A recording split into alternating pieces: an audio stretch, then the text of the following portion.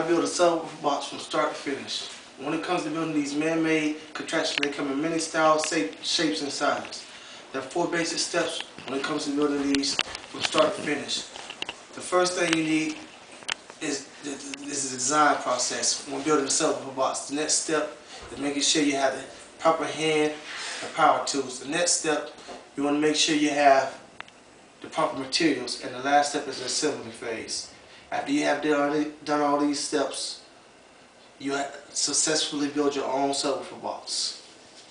The first task in the subwoofer when it comes to building your subwoofer box is the design phase. When designing the subwoofer box, the first thing you want to do is choose how many subwoofers you will be going with. After you've chosen how many subwoofers you're going with,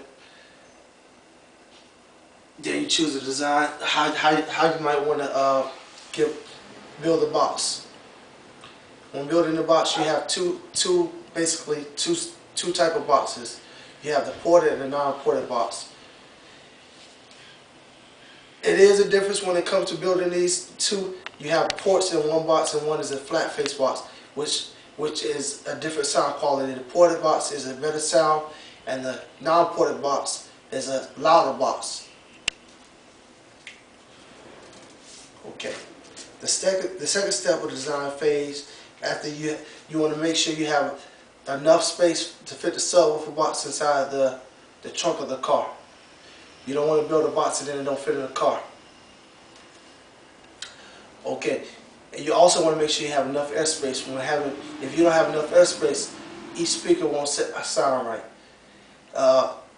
Which is known as the minimum cubic foot for each subwoofer, which comes with the specs. The specs when you buy the boxes, the specs which comes with the box when you purchase the box. The specs let you know how big or small you can build each box for the speaker to sound to a certain sound quality.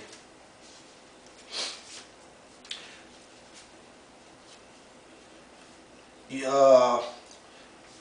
the design phase of the box, you also have what you call fiberglass box, which lets you design it more to your design instead of having a ported or just a flat face box.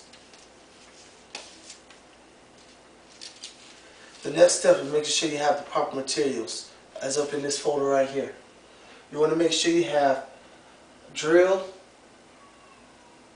wood glue, caulk, 2-inch screws, 3/4 inch MDF, a tape measure,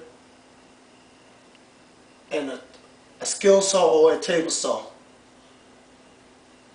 When it comes to, you can buy these materials from Home Depot, Lowe's, etc., your local local hardware store.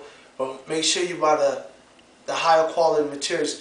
If you skip in these materials, sometimes it costs you. You can they have the MDF board and a thinner, which causes the box to flex when it's playing. So you want to make sure you have a thick piece of wood, the 3/4.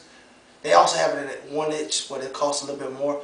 But my favorite store to get this stuff from is Home Depot's. Is a little bit cheaper than Lowe's.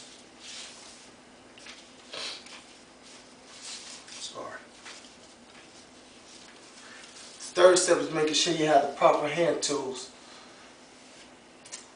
You want to have a jigsaw. It could be a plugged up one or cordless one. Power drill, same thing. And a table saw. And probably make sure you have a drill bit for drilling the hole so you can use the jigsaw to cut out the circle. And those will pretty much cover all your hand tools.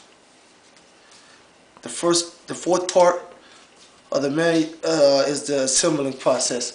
After you've gone through and cut each piece as you need it, you want to start the assembling phase. They like to use Emerald's wood glue to glue each piece together before you combine each piece together. After you've done that, you want to make sure you go through and put each screw.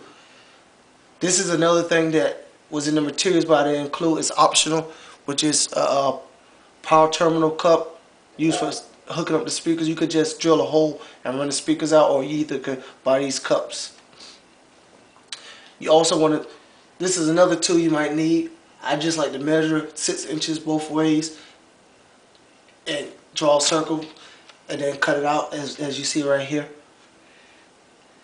And then after you've done all that, you want to use caulk to patch up all the holes in the box. Make sure air doesn't leak. The more, if you have air leak, the sound quality will deplete, if you want to say. After you've done all these steps and you let the caulk and the glue and all that dry, after you drilled it all together, this is what your finished product will look like. After you finish product, you want to put your speaker in, and that pretty much wraps up the subwoofer, how to build a subwoofer box from start to finish. There's plenty more things you could do if you wanted to, but this is basically how to build a subwoofer box from start to finish. Sorry, babe. Hi, my name is, and thank you for listening to me. My name is Travis Morris.